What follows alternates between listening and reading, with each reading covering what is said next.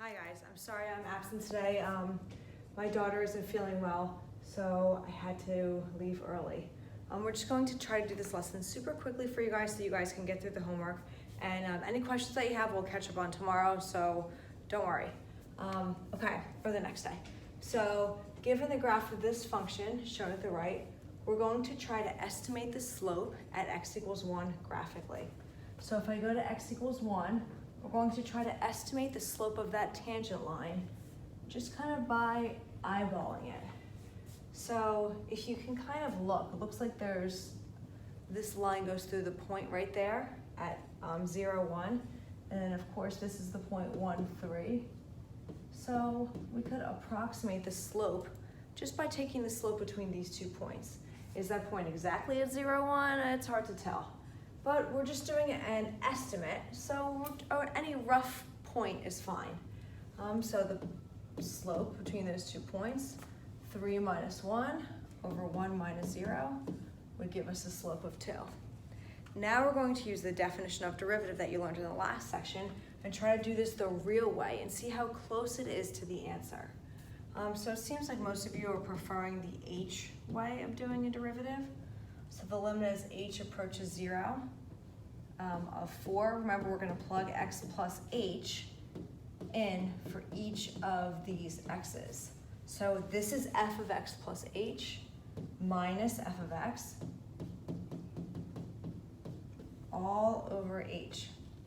And now we would have to work this out, do all of that algebra, foiling and distributing and combining like terms. So this would be 4, don't forget your limit, 4x plus 4h. And then I'm going to FOIL this out in my head and then distribute the negative. So that'll be negative x squared minus 2xh minus h squared. And then I'm going to distribute this negative. Now, I know you guys have done this a few times already, but every time this happens, everything in the numerator that does not have an h will cancel. So that guy with that guy, and then we're left with something that only has h's. So I can cancel an h out of everyone. And we'll just be left with 4 minus 2x minus h. And then we're going to plug 0 in for that h, and then we're just going to get 4 minus 2x. So this is the derivative of this function. And if I want to find the slope at any particular value, I would just plug that x value in. So I was interested in finding the slope at 1, so I could just plug 1 into that, and it looks like I do get 2. It looks like my estimate happened to be perfect. Sometimes it'll be a little bit off. Okay, so this is also a little bit of review. We did some of these problems the other day, where we're trying to figure out what the function is.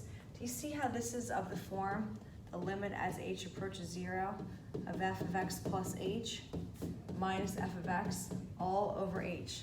So I'm asking you, what is the function? What is the f of x that I have plugged some x value plus h into?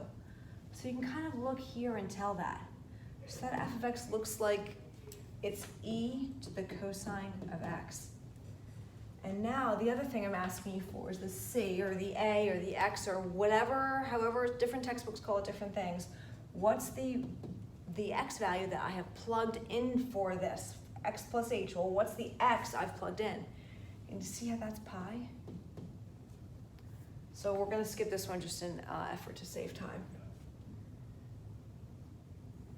So this is a little bit of review also. I think that we're going to skip this and just move right ahead to this connection that I want to make today, which is the connection between the equation of the derivative, like the equation of the original, the equation of the derivative, the graph of the original, and the graph of the derivative.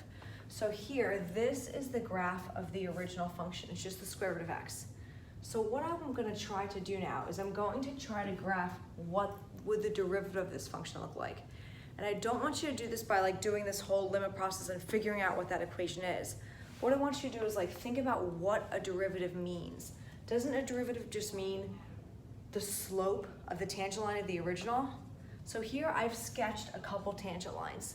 So if you look, this red tangent line, it's happening at the x value of 1/2. And this slope of this tangent line looks like it's about 1. Looks like we're going up about 1 over about 1 for that slope. So we're saying that when the x value is 1, when x equals 1, the slope, 1/2, that the slope is about 1. So then that means on the derivative graph, there will be a point at the x value of 1/2, and then the y value of the derivative tells you the slope of the tangent line. So there'll be a point at 1/2, 1. Okay, now let's talk about this blue tangent line. So it's happening at an x value of 4. And now let's try to just look at it and approximate the slope of the tangent line there. So it looks like there's a point almost at this little x value, like cross, and it looks like there's one very close to that. So it looks like I'm going about up 1 over 1, 2, 3. So it looks like the slope is about 1/3. So then that means on the derivative graph, there'll be a point at the spot 4, 1/3. And now let's just try to get a general idea of what the rest of this graph will look like based on what the slopes of this guy look like. So, do you see how as I'm moving further and further along the x-axis, my slopes, the slopes of the tangent lines are just getting flatter and flatter and flatter. They're never going to approach totally flat. So let's think about what it means. What's the slope of a flat line? Isn't it 0? So that means that these y values should be approaching 0. They're not going to get there, but it'll just be approaching 0 closer and closer and closer as I move further and further in the x direction. Now let's talk about what happens when I go closer and closer to the origin here, closer to the y-axis. Do you see how the slopes of these lines get steeper and steeper and steeper until the graph stops at x equals 0? So the same thing, if the slope is getting steeper, does that mean that the values of the slope are getting higher? The slope is 1, then the slope is 2, the slope is 5, the slope is 10, the slope keeps growing. So this graph, should the y values of it should increase and get closer and closer to the y-axis. Okay, so now let's try to look at these two graphs. This is the graph of the original, and this is the graph of the derivative. And let's talk about like where this graph came from. So every time I'm trying to think about what the graph of the derivative would look like, I like to first start with the spots where the original graph has a slope of 0. So the slope, remember that this graph, just the y values of this are just the slopes of this. So this graph has a slope of 0, has like a spot where it flattens out at both -1 and at a little bit more than 4, I would say. So that's why this graph has zeros at -1 and then touch more than 4.